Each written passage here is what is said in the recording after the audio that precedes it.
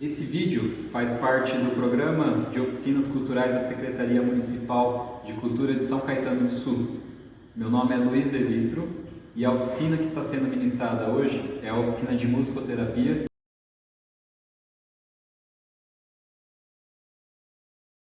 Que vai lá e fala para o Luke, ó, seguinte, na verdade você não é uma pessoa comum, você é filho de um Jedi, assim assado, não sei o que, explica tudo para ele.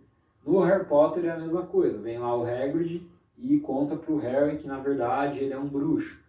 No Senhor dos Anéis a gente tem lá o Gandalf que chega e conta lá pro Frodo que na verdade ele tem a missão de destruir o anel e tudo mais. E no Star Wars, no Matrix, a gente tem lá a Trinity que conta pro Neo que na verdade aquele não é o mundo real e tudo mais. E aí o que o herói faz quando ele acaba descobrindo tudo isso? Ele reluta a essa mudança. E aí o que ele faz? Ele recusa esse chamado. Todos esses personagens, eles não vão de uma vez para a aventura, certo? Eles vão com uma certa parcimônia ou até mesmo a primeiro momento eles recusam. Então vocês podem ver que o Luke ele meio que não acredita, ele quer ficar ali do jeito que ele tá. O Harry também, o Harry Potter ele acredita que tem alguma coisa errada, que não é possível que ele seja bruxo, que exista tudo isso. No Senhor dos Anéis a gente também tem o Frodo também querendo arranjar uma outra forma de não precisar participar daquilo tudo. E o Neil também, apesar de ele já suspeitar que existe algo estranho, ele acha que talvez aquilo não seja para ele e tudo mais. E aí é quando vem esse encontro com esse mentor, que vai trazer para ele essa relutância à mudança, vai fazer ele superar isso. E aí, como eu já citei aqui, os mentores seriam o quê? No Star Wars, o Obi-Wan, no Harry Potter seria o Hagrid, no Senhor dos Anéis seria o Gandalf, no Matrix seria a Trinity ou até mesmo o Morpheus. Então, cada um deles aqui vai ter um mentor que vai ajudar eles em cada uma dessas fases. E aí, tem um determinado momento que o herói ele tem que decidir. Se ele for e der mais um passo para frente, não tem mais como ele mudar. Não tem mais como ele voltar para aquele mundo comum que era lá o estágio 1. Quando ele chega no estágio 5, se ele passar para a próxima fase, ele não vai conseguir mais voltar ao mundo anterior dele. E aí isso daqui fica muito forte, principalmente no filme lá do Matrix, que é quando o Neo ele tem que escolher entre a pílula azul ou a pílula vermelha, né? E aí tem um cruzamento do limiar, né? Ele vai ter que ter um comprometimento com essa mudança. Então, se ele escolher uma pílula, ele vai para o mundo real. Se ele escolher outra pílula, ele volta para o mundo convencional e nem vai se lembrar de que tudo aquilo tinha acontecido. E aí você vê que em todas as histórias, até se você pegar aí Nárnia, todas essas histórias tem um determinado momento que o herói ele tem que decidir se ele vai seguir em frente ou não, né? Por mais que o Harry Potter ele relute, tem um determinado momento que ele tem que decidir se ele vai sair daquela casa que ele está com os tios ou se ele vai continuar ali. É a mesma coisa no Star Wars, a mesma coisa no Senhor dos Anéis. E aí, quando ele passa aí por esse limiar, o que ele encontra? Ele encontra quais são os seus aliados, seus inimigos e quais são os testes que ele vai ter que passar. Então ele vai começar a experimentar as primeiras mudanças dessa aventura. Então se a gente pegar lá no Star Wars, quem que são os aliados lá do Luke Skywalker? A gente vai ter o R2-D2, a gente vai ter o CPO3, a gente vai ter o Chewbacca, vai ter todos esses personagens que vai servir o quê? Como amigos e aliados para ele conseguir concluir a missão. A gente vai ter no Harry Potter o Rony e a Hermione. No Senhor dos Anéis a gente vê que é criada lá a Sociedade do Anel, aí tem os elfos, tem os anões, que todos eles vão ajudar o Frodo nessa caminhada. No Matrix a gente tem lá todo o pessoal da nave, né, que está a bordo da nave, lá tripulantes da nave, que vão ajudar o Neo a descobrir de fato se ele é ou não o escolhido. E aí é nesse momento que a gente começa a entrar em contato com os primeiros inimigos. Então, o Luke descobre que existe o Darth Vader, o Harry descobre que existe o Voldemort, o Frodo descobre que existe lá o vilão lá que eu não me lembro lá, mas tem um vilão lá no Senhor dos Anéis também, que fica lá na torre lá. E no Matrix a gente vê que lá que o vilão é o Agente Smith, então toda essa jornada aqui do herói, quando ele começa a conhecer os amigos dele, ele começa também a descobrir quais são os inimigos, ou o inimigo. E ele começa a passar por vários testes. Então o Frodo, ele não vai lá e destrói o anel de uma vez. Ele passa por várias aventuras até chegar ao final do filme ou do livro, se você for ler o livro, para conseguir destruir o anel. Então ele precisa de todo um aprendizado, de vários testes para conseguir chegar onde ele chegou. O Harry, fica bem claro, Harry Potter ele vai para uma escola e passa por vários testes para conseguir enfrentar o inimigo dele, que é o Voldemort. No Matrix, tem até o treinamento lá que você vê o Neo treinando o Kung Fu lá com o Morpheus para conseguir derrotar o inimigo. Então, em todos eles, a gente tem treinamento do personagem principal, do herói. E aí, tem um determinado momento que o herói ele se aproxima da caverna profunda. Então, vai ocorrer, nesse momento aqui, uma preparação para uma grande mudança. Então, geralmente, o que é essa aproximação da caverna profunda? É quando o herói descobre algo ainda mais impressionante, né? E que essa aproximação aqui da caverna profunda vai fazer com que ele se torne uma pessoa totalmente renovada, certo? Uma pessoa com mais virtudes, com mais ferramentas para conseguir superar aquele inimigo. E aí o que acontece? Ele passa por uma grande provação, certo? Então tem a tentativa de uma grande mudança. E o que seria essa tentativa de uma grande mudança? Seria justamente ele enfrentar, né, essa batalha final com o seu inimigo. E aí, se ele consegue passar por essa batalha final, se ele consegue derrotar esse inimigo, ele volta o quê? Com uma recompensa, né? Que a recompensa é o quê? A consequência da tentativa, né? Consequências da tentativa. São melhorias e retrocessos. Então, pode ser que ele tenha falhado em algum momento, tenha errado em alguma coisa, mas com certeza ele vai ter uma recompensa em cima de tudo que ele fez.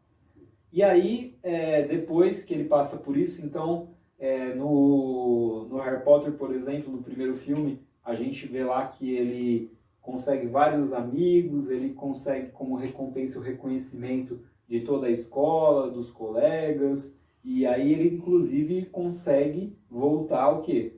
Com a Pedra Filosofal. E se a gente pensar no Hobbit, né, no Senhor dos Anéis, qual que seria a recompensa? A gente vê lá que ele destrói o anel, então isso faz com que reine a paz novamente lá na Terra-média. E no Star Wars, qual que é a recompensa? A recompensa também é essa questão do reconhecimento. Então a gente vê no terceiro filme da trilogia antiga, que tem até, né, uma condecoração, eles ganham medalhas e tudo mais pelo feito deles. E aí o que acontece com o herói? Ele tem que retornar. Ele tem que retornar de onde ele partiu.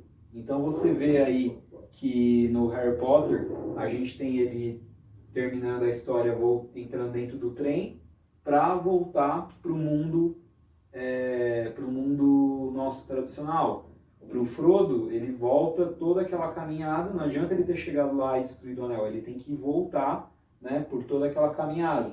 Então tem uma rededicação à mudança, que é toda essa estrada aí de volta pro mundo tradicional. E aí, o herói ele tem que ressurgir, né? E aí, geralmente, ele tem que fazer essa última tentativa, essa grande mudança. Então, você percebe aí que ele, de fato, ressuscita. Mas ressuscita, às vezes, não no sentido literal. e sim muitas vezes no sentido figurado, do ponto de vista que ele tem que se tornar uma nova pessoa e ele tem que se aperfeiçoar, certo? Então, por exemplo, no Matrix, a gente vê nitidamente que o Neo de fato ressuscita, porque ele chega a morrer e aí ele volta à vida, porque a Trinity dá um beijo nele e aí o coração dele volta a bater e ele vai lá e derrota o agente Smith. Só que em outros filmes ou em outras histórias, essa ressurreição não é tão literal quanto mostrou no Matrix. Essa ressurreição ela é figurada. Por quê? Porque, na verdade, o que está ressurgindo é um novo eu, mas é aquela mesma pessoa. Só que ela se reinventa. Ela se torna uma nova pessoa. E aí, finalmente, ele volta, né, como a gente estava falando, com esse grande elixir, com esse grande recompensa, esse grande troféu, porque ele finalmente conseguiu dominar o problema, certo? E aí, volta aqui para o ponto 1. E aí você vai começar a perceber que na sua vida, muito provavelmente, você já passou por esses 12 pontos em algum momento. Você pode estar se perguntando, como assim, Luiz? Como é que eu consegui passar por esses 12 pontos? Vamos supor o seguinte, vou dar um exemplo aqui para você conseguir entender. Então vamos supor que você está lá pensando se você vai ou não fazer um determinado curso para mudar de profissão. Aí você recebe lá no seu WhatsApp ou vê na internet um anúncio. Então é aquele chamado. Só que geralmente a gente tem uma tendência a relutar, a não querer ir de primeira. Pode ser aí que você comece a conversar com um amigo seu, com seu pai, ou sei lá, e ele fala, cara, vai lá e faz o curso, tenta. Por que não? Tenta mudar de profissão. Então aqui, ó, você se encontrou com um mentor. E aí o que seria o cruzamento do limiar? Seria você vai lá e faz a inscrição no curso. Aí você vai lá e faz a prova tal, e decide começar a fazer o curso. Começou a fazer o curso, o que vai acontecer? Vai ter uma série de testes, né? Definitivamente vai ter testes, provas e tudo mais. Vai ter gente que vai te ajudar e vai ter gente que vai querer te prejudicar, que vai ser, entre aspas, seu inimigo aí nessa jornada. E aí vai ter, claro, a prova final ou o grande problema que você vai ter que resolver dentro desse curso ou o grande aprendizado que você vai tirar, que vai te gerar uma recompensa. E com essa recompensa, você vai retornar para sua casa ou para sua vida de uma forma totalmente diferente. Então você volta para o seu mundo comum, totalmente reinventado. Então vamos supor que você era, sei lá, engenheiro, advogado e resolveu fazer o curso de cabeleireiro. Você decidiu que agora em diante você vai ser barbeiro, cabeleireiro. Então você vai voltar para casa com a firme determinação de vou abrir o meu salão, vou abrir a minha barbearia, sei lá. Então, o que aconteceu com você? Cara, você era engenheiro, arquiteto, sei lá, e se tornou barbeiro. Isso daqui é ou não é uma ressurreição? É ou não é uma reinvenção de você mesmo? Então, você era uma pessoa e agora você é uma pessoa totalmente diferente, totalmente nova. A profissão que você tinha escolhido para ser pro resto da sua vida, você percebeu que não era aquilo que você queria. E aí você resolveu fazer um curso e ir atrás do que você acreditava, atrás da sua felicidade, e você se reinventa. Então, de uma certa forma, de um sentido figurado, você ressuscita, né? Algo totalmente diferenciado do que você estava imaginando. E aí você retorna o quê? Com esse certificado, com esse diploma, ou com esse reconhecimento, ou com esse estágio já garantido, e aí você volta para a sua vida normal, só que de uma forma totalmente diferente. Né? E aí, se a gente jogar isso daqui, por exemplo, como eu falei, para Jesus, é a mesma coisa, né? Então, Jesus era, entre aspas, uma criança comum, normal, só que aí depois ele descobre que ele é filho de Deus, e aí ele se encontra com Deus, que é revelado tudo para ele, e aí ele decide cumprir a missão dele, e aí ele tem os amigos, os aliados, né, que são os apóstolos, e aí ele tem os inimigos, que são todas aquelas tentações, todos os problemas que surgem durante o caminho. E aí aqui, ó, aproximação da caverna profunda. Tem um determinado momento que ele descobre que ele vai precisar se sacrificar por nós. E aí ele se retira em meditação durante 40 dias.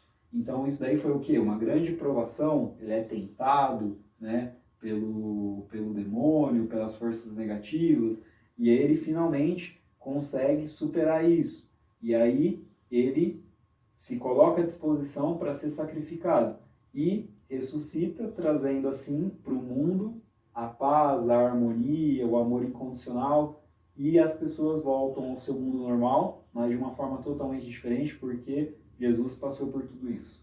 Então, você percebe que todo mundo que, de alguma forma, nesse mundo aqui, nessa vida, teve um ato heróico ou é um herói, ele vai se enquadrar aqui nesses 12 pontos de uma forma sequencial, ou mudando alguma coisa ou outra, ou talvez não tenha, talvez uma única fatia aqui dessa pizza aqui, algum desses passos não tenha, mas é muito, muito, muito próximo disso. Talvez só mude a sequência ou o tempo que você está passando por cada um desses passos, mas você vai ver que todo herói ele entra nisso.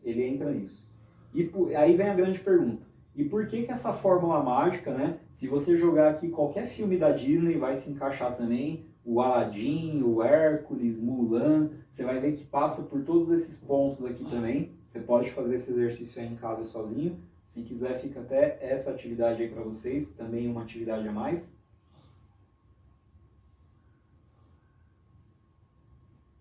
Mas por que isso daqui dá certo para qualquer herói?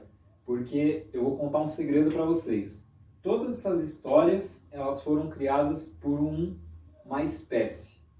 E essa espécie chama ser humano. E independente de onde esse cara nascer, essa mulher nascer, é ser humano. Então, lembra lá no começo do nosso módulo, existe um inconsciente coletivo do que é um padrão para uma pessoa que é um herói ou uma heroína. E aí, intuitivamente, acaba-se tendo todos esses passos. Então, Thor, Hércules, todas as religiões, todas as mitologias, você vai ver que se encaixam aqui. Porque todas essas histórias foram vivenciadas ou foram escritas por quê? Pelo ser humano, certo? E você vai ver, como eu citei o exemplo, que até mesmo você, se você jogar a sua vida aqui nessa pizza, você vai ver que é bem provável que você já tenha passado por todos esses pontos alguma vez na sua vida. E é muito interessante que parece que essa jornada aqui, ela se repete constantemente. Então, esse chamado para aventura pode ter sido você se inscrever no vestibular, aí depois esse chamado para aventura pode ter sido você mudar de empresa ou mudar de profissão, ou decidir se você ia casar ou não. Então você vê que essa roda aqui, ela se repete. Então você vive então na sua vida, na verdade, várias e várias e várias jornadas do herói. E é por isso que desde o começo aqui do módulo eu brinquei que é um módulo sobre herói ou heroísmo. Porque no fundo eu tenho um segredo para contar para você, que agora você já deve ter percebido, você também é um herói, só que você é o herói da sua vida. E tudo que a gente conversou até agora aqui no curso foi para fazer o quê? Você ter autoconhecimento, se conhecer melhor, principalmente através das músicas que a gente está trazendo, que trazem reflexões. Por isso que nesse módulo aqui eu trouxe a música Tente Outra Vez. Por quê? Acho que é uma música que representa muito bem um herói ou um ato heróico. O herói, ele não desiste, ele vai até o final, ele persevera. Então, é exatamente isso. Se você se conhecer melhor, você vai ver que, na verdade, existe um herói dentro de você. E se você não está conseguindo enxergar isso, é porque, muito provavelmente, você está sendo um ator ou um personagem secundário na sua vida, e não o personagem principal. Se você estiver sendo o personagem principal da sua própria vida, você vai estar sendo um herói. Como assim?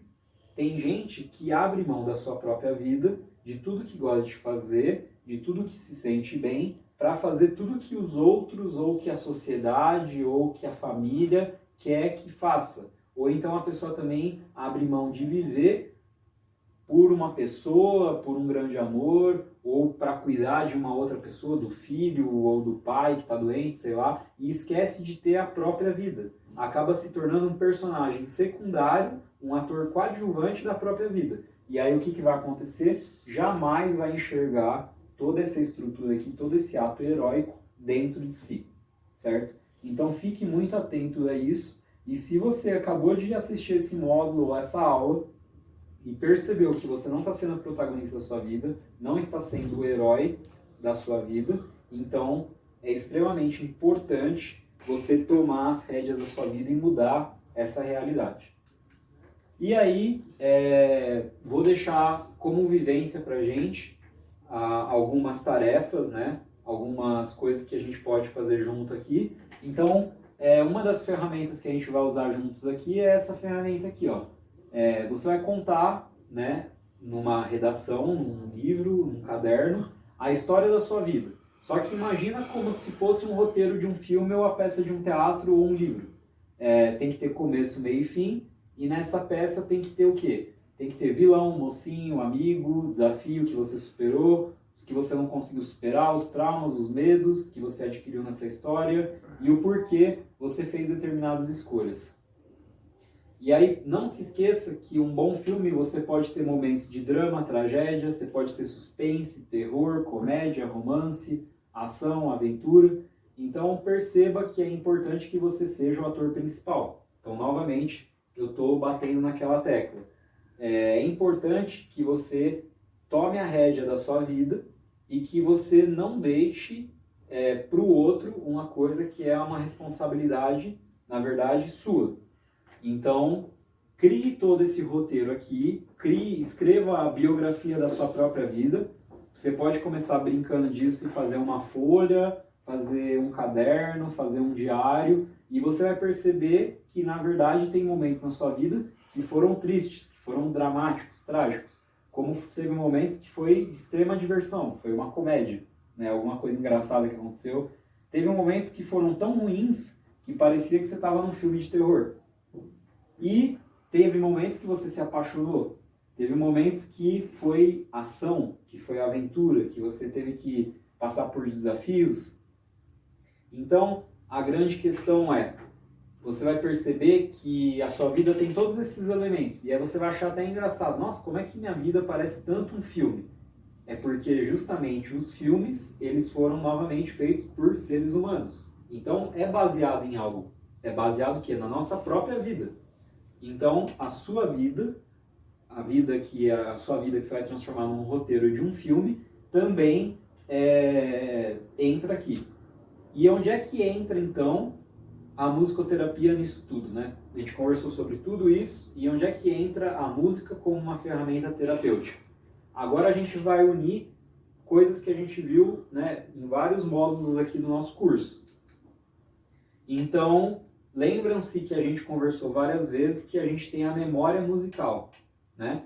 Então tem determinadas fases da nossa vida que a gente passa por determinadas coisas e a gente se recorda dessas coisas, dessas vivências através de uma música.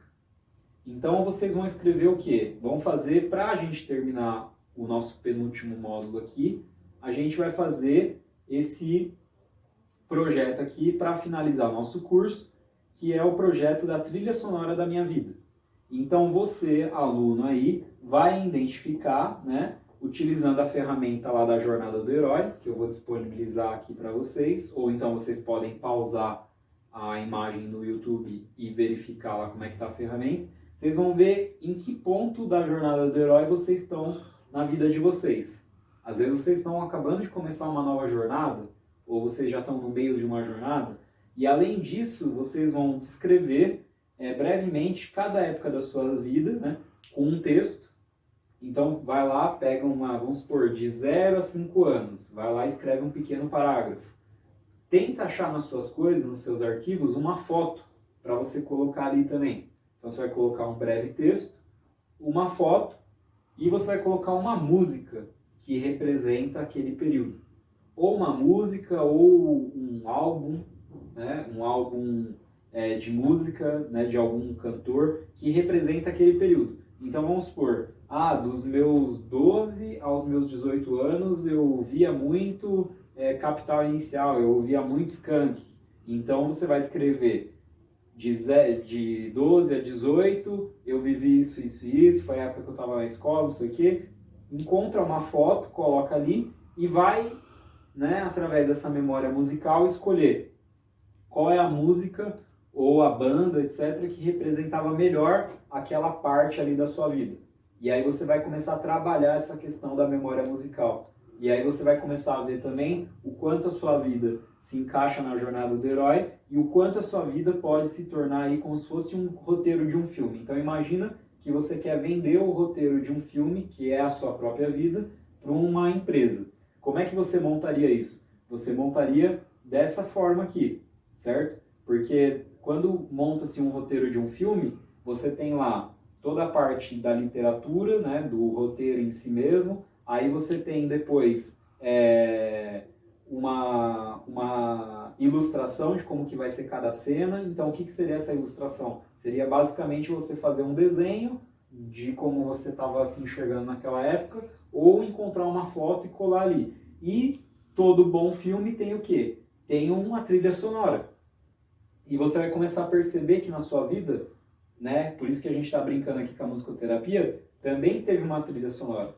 Você, determinadas fases da sua vida, você vivenciou elas com uma maior intensidade, ouvindo mais uma banda, uma música, um conjunto, certo?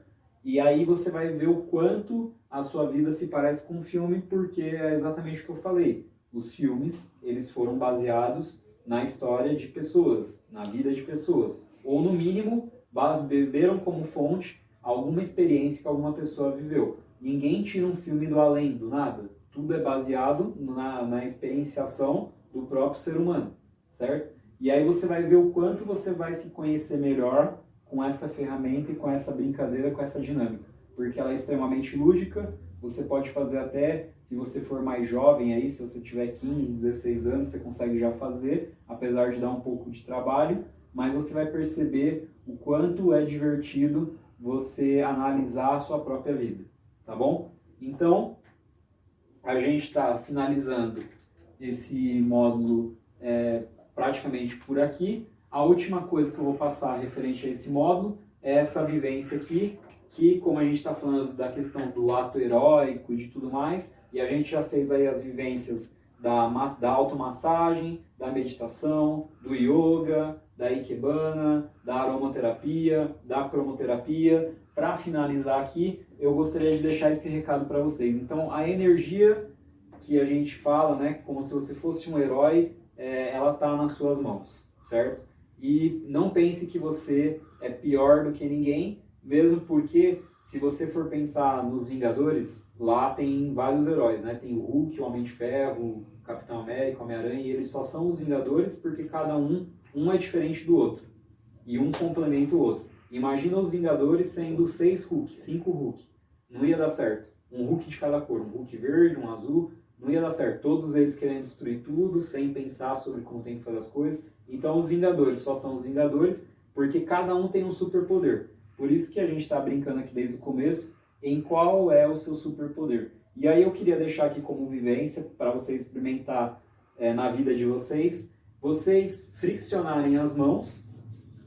E se você está passando por algum problema de saúde, ou você está muito ansioso, está com depressão, alguma coisa assim, coloque as suas mãos sobre essa área afetada e faça a sua prece, a sua oração. Imagina que essa região está melhor. Você vai ver o quanto isso daí também vai te trazer benefício, fora o tratamento aí que você já está fazendo. Então, esfregue as mãos, mentalize muitas coisas positivas e coloque ali próximo àquela área, ou até mesmo coloque sobre aquela área suas mãos, e você pode colocar uma mão só ou as duas mãos e comece a mudar esse padrão aí que você está tendo de pensamento, tá bom? Então a gente fica por aí com esse nosso módulo 6, a energia está nas suas mãos, você tem um superpoder, você é um herói, e a gente se vê no nosso próximo encontro. Hoje estamos no nosso módulo 7, e iremos conversar um pouquinho sobre as artes. Eu trouxe aqui a música para vocês, para a gente finalizar o nosso curso. A música é Preciso Saber Viver, da banda Titãs.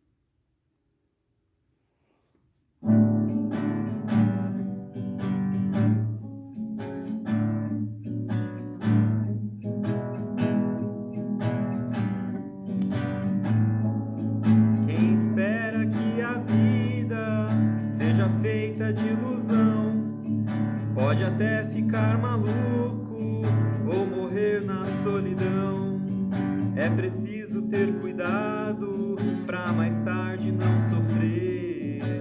É preciso saber viver. Toda pedra no caminho você pode retirar. Numa flor que tem espinhos você pode se arranhar. Se o bem e o mal existem, você pode escolher. É preciso saber viver. É preciso saber viver. É preciso saber viver. É preciso saber viver. Saber viver.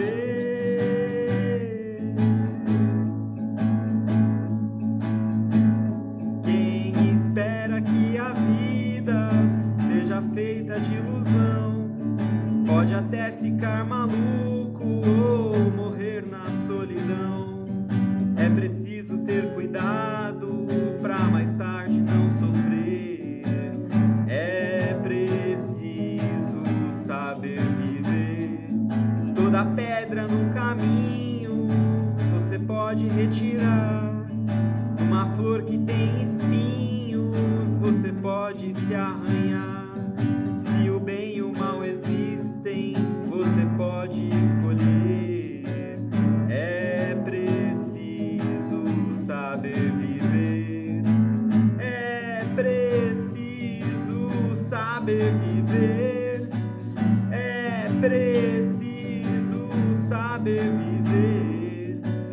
É preciso saber viver. Saber viver.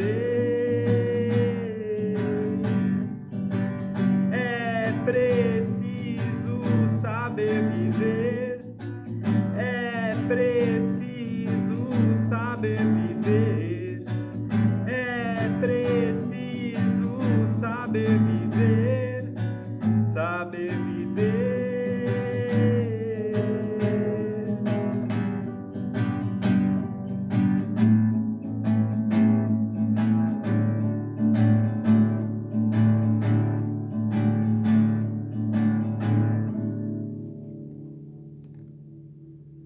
Pessoal, chegamos aqui no nosso último módulo, o módulo 7, né? E hoje nós iremos falar um pouquinho sobre a arte, né? Só que o que é a arte, na verdade? A arte, ela é uma manifestação de um tipo de conhecimento, de um conjunto de conhecimentos. E o que a gente pode considerar como conhecimento? Conhecimento, então, ele pode ser considerado arte, ciência, filosofia ou religião. Então, todo conhecimento que a humanidade já produziu, a gente pode enquadrar ele em um desses 4 campos. Ou ele é arte, ou ele é ciência, ou ele é filosofia, ou ele é um conhecimento que veio de uma religião. E aí também a gente tem o conhecimento que não está aqui dentro desses 4 pilares, porque esses 4 pilares seria o conhecimento que foi passado aí de uma forma cultural e documentada, que é a questão da comunicação de senso comum e de conhecimento que foi passado de uma forma verbal, né? Então aqui a gente poderia talvez colocar mais um pilar aqui, que seria o senso comum, né? Ou que foi passado de uma forma verbal de uma pessoa para outra. Mas, de uma forma geral, todo conhecimento que existe na humanidade ou é arte, né? E aí aqui conhecimento a gente pode considerar também muito como cultura, né? Porque o que é a cultura? A cultura é aquilo que é passado de uma geração para outra com o passar dos anos, certo? Então, toda a cultura, todo conhecimento humano, ou ele é uma manifestação artística, ou ele é ciência, ou ele é filosofia, ou ele é religião, né? Engraçado que atualmente a gente tem sentido uma certa convergência aqui entre ciência e religião, ou ciência e espiritualidade, né? E também aqui a gente tem a questão que a ciência, ela nasceu muito, né, da filosofia, então aqui a gente poderia até suprimir aqui a ciência dentro, né, da própria filosofia, porque se não fossem os filósofos quererem refletir e raciocinar sobre as coisas, não teria se criado a metodologia científica, todo o conhecimento científico e a questão da religião. Então vamos lá, explorando cada uma dessas colunas de uma forma separada. As artes. O que será que algo tem que ter para ser considerado uma arte? Então a gente vai verificar aqui, estudando aqui agora, o que teria que ter. A ciência. A ciência, então, ela sempre vai se basear em comprovações e na reprodutibilidade, ou seja, tudo que é científico eu consigo fazer, por exemplo, aqui no Brasil e reproduzir em outro lugar. Então, por exemplo, eu vou fazer um experimento de física ou de química aqui na USCS, aqui em São Caetano. Esse experimento, se eu tiver os mesmos dispositivos, os mesmos acessórios, a mesma matéria-prima, eu consigo reproduzir ele totalmente numa universidade lá nos Estados Unidos. Por quê? Porque existe uma metodologia científica e a ciência ela é toda baseada no ver para crer. Então eu só acredito que aquilo é real, é verdade, funciona, se eu ver que tem resultado, se eu enxergar que tem resultado. É praticamente, entre aspas, o oposto aqui da religião. Por quê? A religião ela é muito mais baseada no crer para ver. Toda religião ela deveria, né, ou ela tem que estar fundamentada no que a gente chama de fé. E a fé, já diz, né, a fé é cega, ou seja, você acredita, acredita, acredita, e aí muitas vezes acontece um fenômeno que inclusive a ciência nem consegue explicar. Só que aí depois de muitos anos ou de muitas pesquisas, muitas coisas que a religião trouxe ou a espiritualidade trouxe, a ciência começa a conseguir comprovar e explicar.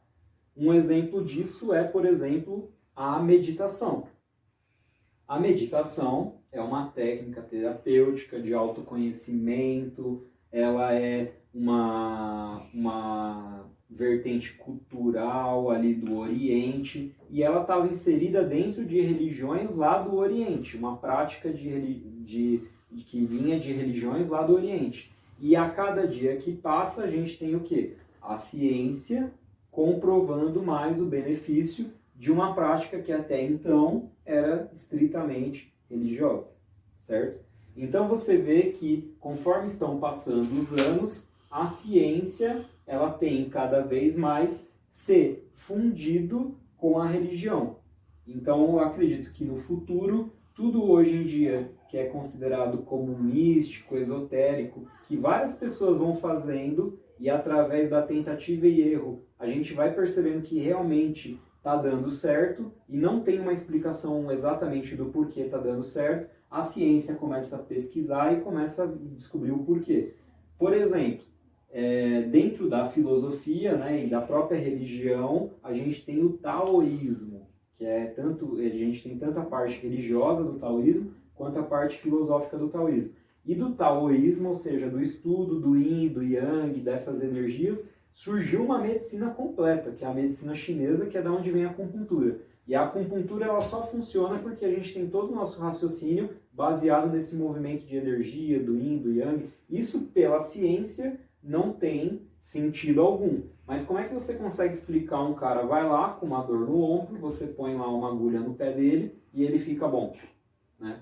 Então, tem que ter ali uma explicação e aquilo tem que ser reprodutível. E aí vem a ciência e começa a descobrir que quando estimula determinado ponto é uma terminação nervosa que libera tal hormônio. Então a ciência ela vem para ir cada vez mais explicando e esmiuçando a religião ou a filosofia.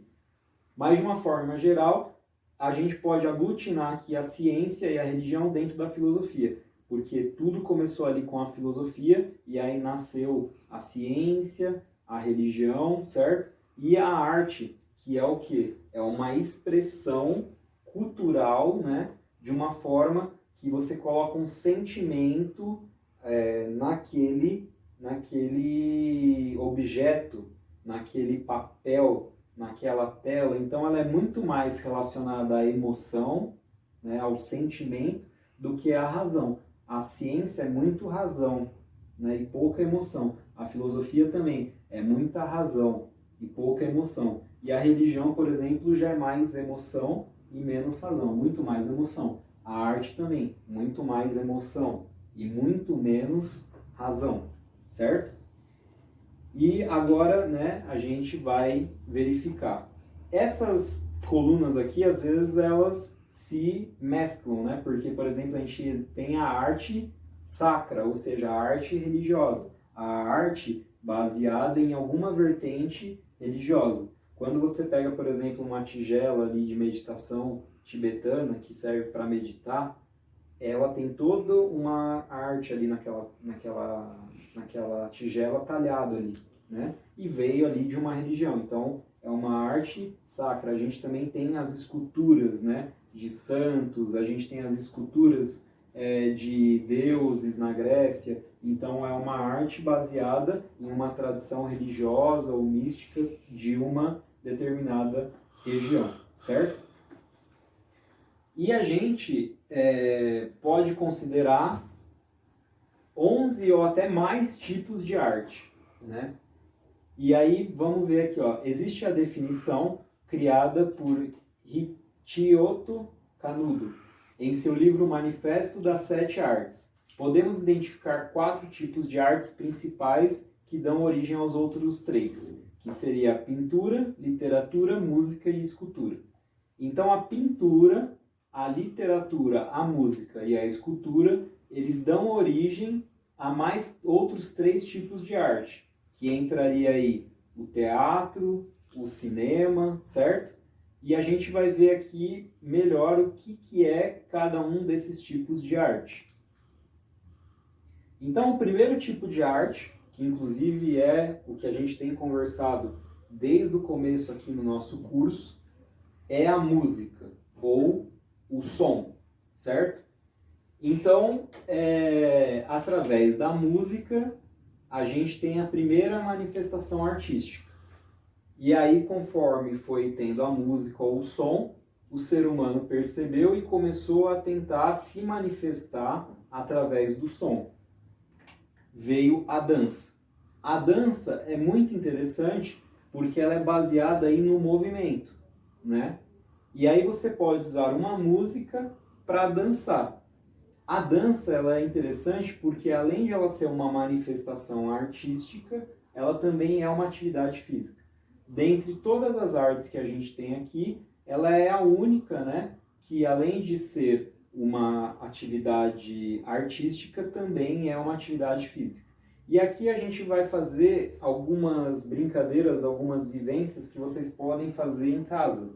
Então você pode ouvir uma música e dançar. Seria uma forma de usar a música junto com a dança.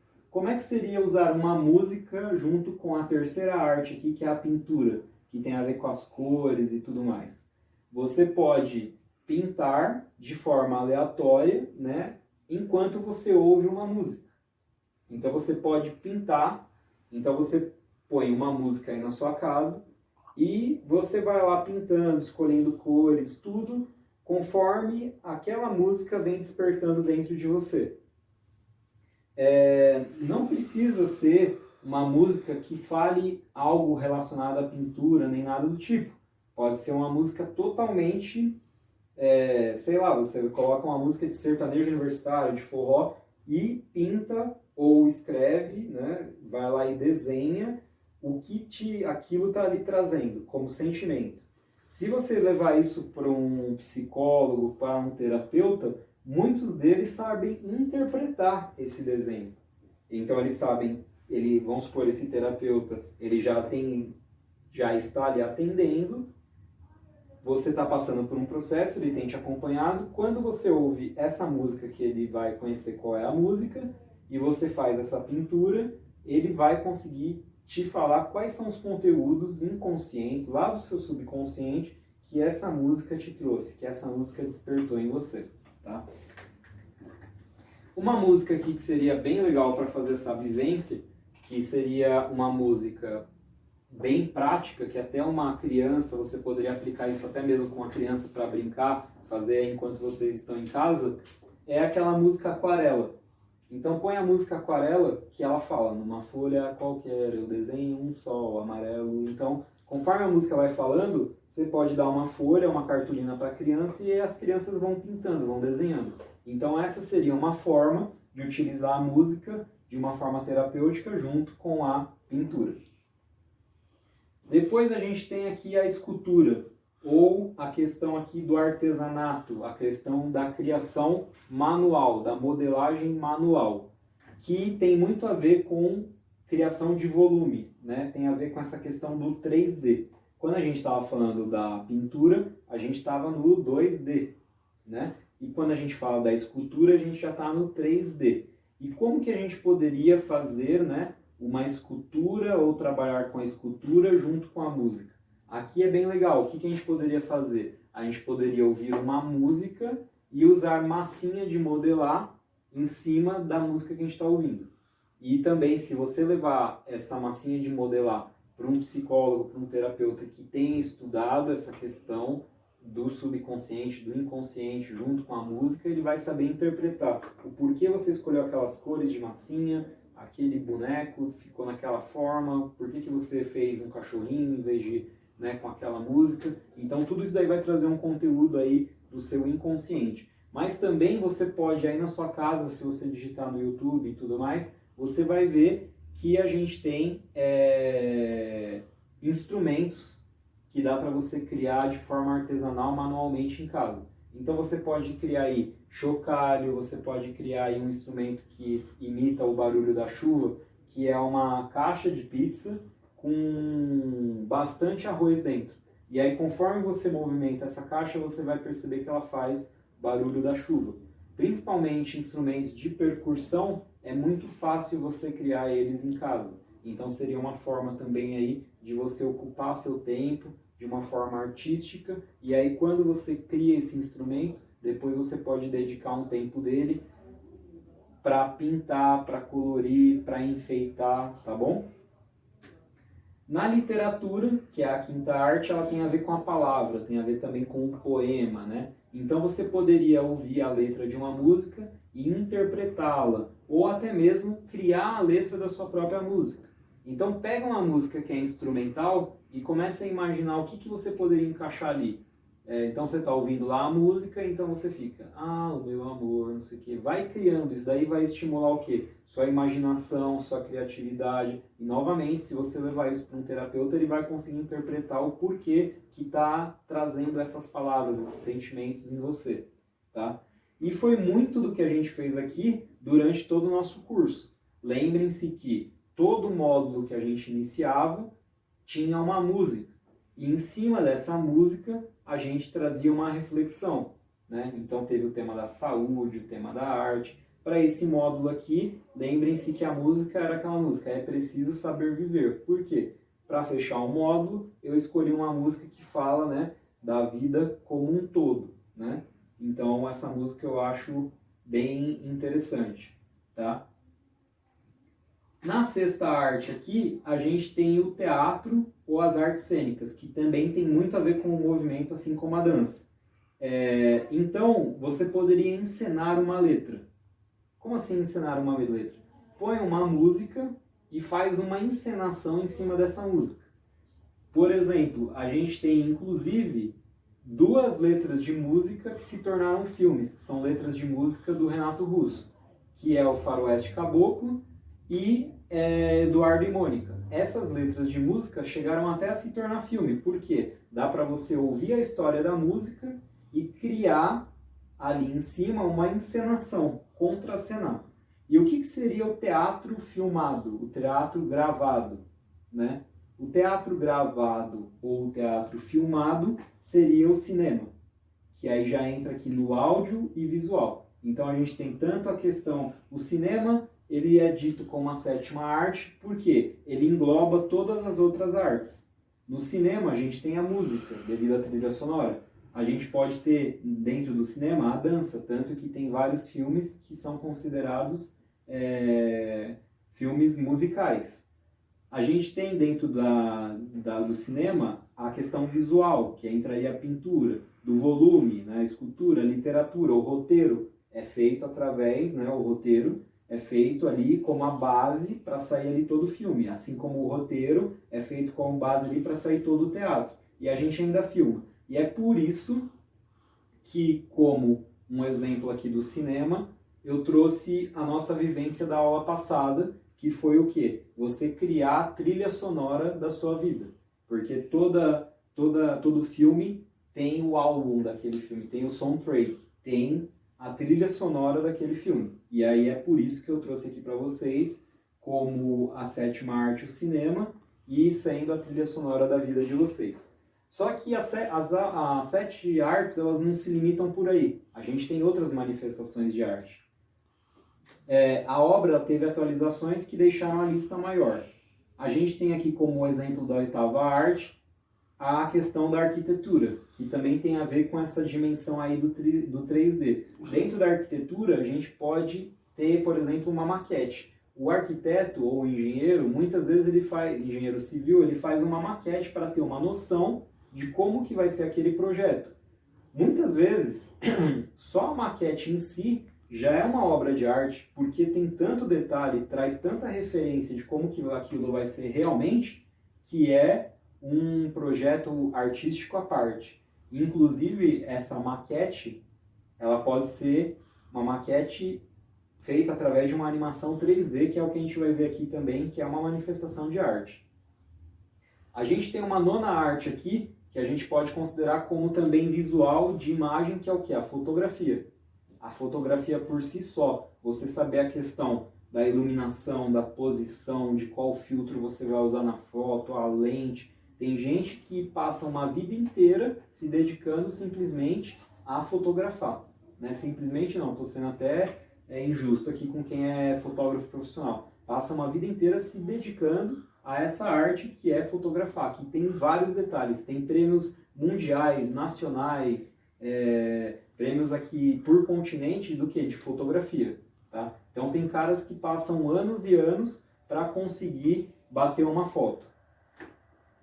A gente tem como 10ª arte aqui as histórias em quadrinhos, que tem a cor, a palavra, a imagem. E aí a gente pode, por exemplo, fazer uma história em quadrinhos de uma música, que entraria, por exemplo, aqui o exemplo do Eduardo e Mônica. A gente tem como uma das artes hoje em dia considerada os videogames, né? Que ele traz elementos de outras artes. Ele traz uma trilha sonora, muitas vezes você vai passar de uma fase para outra, tem animação, tem um filminho ali, então ele traz elementos de várias outras artes. E a gente também tem as artes digitais, que aí entra as artes computadorizadas, 2D, 3D e toda essa questão da programação, certo? Olha aqui, a gente tem várias outras artes. A gente pode considerar como arte também a gastronomia. A gastronomia em si, ela é uma arte quase que uma escultura muitas vezes. Por quê? Esses caras que são chefes gastronômicos, eles pensam na posição, em como está o prato. Quem já assistiu aquele programa MasterChef já deve ter visto que uma das coisas que os jurados lá observam é a questão o quê? Da apresentação. Então isso daí também é uma forma de expressar ali o sentimento, a emoção, a arte. A gente tem as artes circenses, que aí entra a questão do palhaço, dos malabares, do mágico, tudo isso é uma manifestação artística, só que dentro do circo. E a gente também tem as artes, já diz o nome, arte marcial. Por quê? Se você vê o movimento, a plasticidade que tem toda aquela desenvoltura ali do praticante, aquilo é muito artístico. Principalmente se você pega uma apresentação ali de uma sequência de golpes de Kung Fu, ou que a gente chama de kata dentro da cultura japonesa, toda aquela sequência de movimentos que o praticante vai fazendo, né? Até mesmo no Tai Chi Chuan, você vê toda aquela sequência, aquilo é muito artístico, tem muita plasticidade, né? E aí aqui é uma arte também que é você, ao mesmo tempo, trabalharia em você a atividade física e a arte. Eu só não citei ela antes, só citei a dança e falei que ela era a única porque ela é entre as principais. E aqui eu trouxe para vocês, de uma forma diferenciada, a questão da arte marcial. E aí tem algumas músicas que a gente pode considerar como músicas terapêuticas. Então a gente tem aqui essas frequências de solfejo, que são músicas que se você colocar aquela música, né, no seu ambiente, você vai sentir um maior equilíbrio, uma maior harmonia, um maior relaxamento.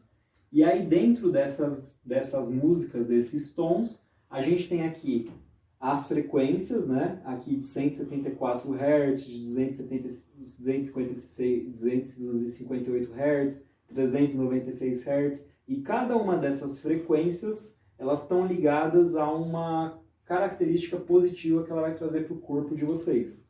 Então eu vou deixar o material e depois vocês consultem cada uma dessas frequências. Assim como a gente tinha lá as cores, os aromas que trazem benefícios, cada uma dessas frequências, cada um dessas frequências aqui de solfejo traz um equilíbrio em alguma parte do seu corpo ou para alguma coisa, tá bom? E aí eu achei essa pesquisa aqui muito interessante, que fala sobre as 10 músicas mais relaxantes de todos os tempos. Então esse estudo feito por neurocientistas lá na Inglaterra descobriu que esse trio britânico aqui, o Marconi Union, foi considerado o número 1. Né? E aí depois nessa lista também a gente tinha Coldplay, Mozart.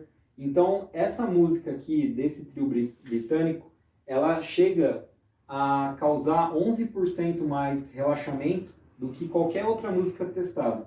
E ela reduz a ansiedade de uma forma geral em 65%, chegando a deixar as pessoas até sonolentas, e eles inclusive aconselharam a não usar essa música enquanto a pessoa estivesse dirigindo. Tá? Então, aqui a gente tem a lista, você pode encontrar inclusive essa playlist aqui no Spotify, então aqui tem essas 10 músicas para relaxar.